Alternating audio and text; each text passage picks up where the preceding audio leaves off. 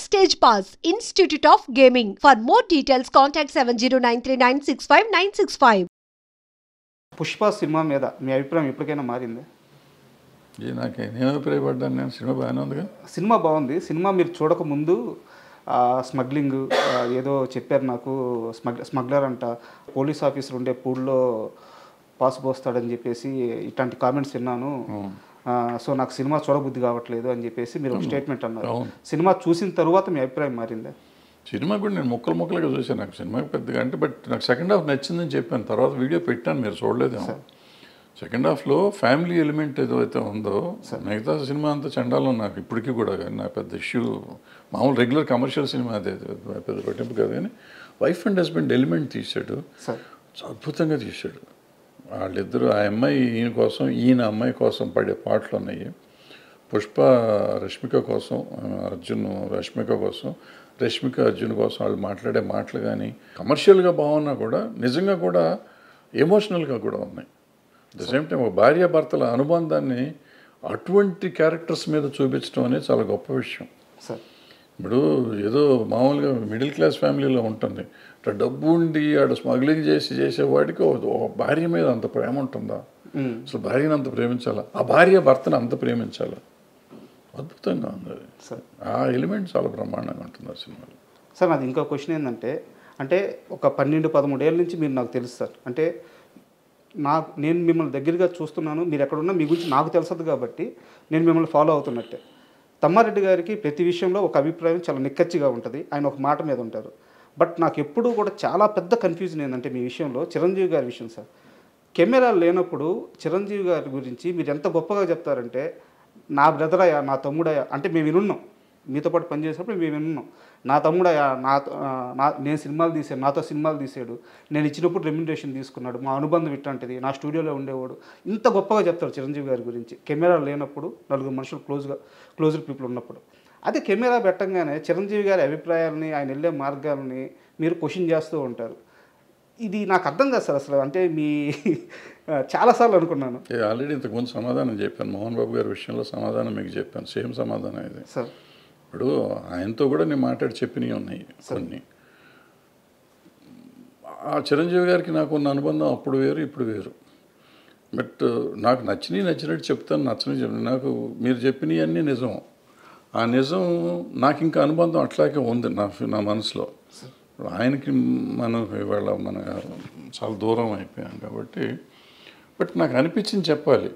ఎందుకు చెప్పాను మోహన్ బాబు గారికి ఆ సినిమాని గురించి ఎందుకు పెట్టారు మీరు, వాళ్ళ జీవితం నాశనం అయిపోతుంది కదా. జీవితం నాశనం అవ్వదు, నెక్స్ట్ టైం ఆ తప్పు చేయకూడదు అనేది నా పాయింట్. ఈవెన్ ఈయనకు కూడా అంతే. ఆయనకి ఇవాళకి నా తమ్ముడే, ఏ రోజుకి నా తమ్ముడే, నేను చచ్చేదాకా నాకు తమ్ముడే అతను, అది కాదంటల్లా. అతని వెల్ విషర్నే నేను. వాళ్ళు ఒప్పుకున్నా ఒప్పుకోకపోయినా, నమ్మినా నమ్మకపోయినా నేను వెల్ విషర్నే. వాళ్ళు బాగుండాలి అంటే ఇలాంటి తప్పులు చేయొద్దని చెప్పడం, నా ఉద్దేశంలో ఉన్న తప్పులు చేయొద్దని చెప్తాను, ఇప్పటికి చెప్తాను నేను అనిపిస్తే.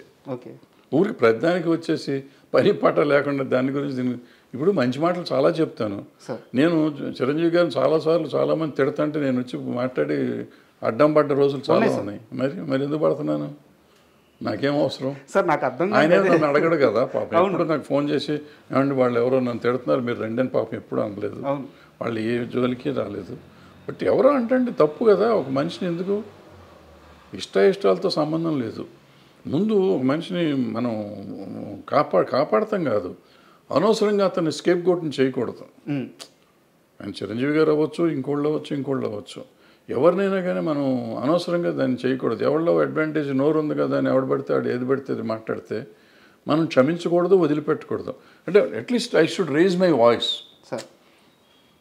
ఆయన కోసం నేను మంచి కోసం చెప్తాను. ఏదైనా తప్పు అని నేను చెప్పేది చాలామంది నెగిటివ్గా తీసుకుంటారు. నెగిటివ్ కాదు, నా ఉద్దేశంలో పాజిటివ్.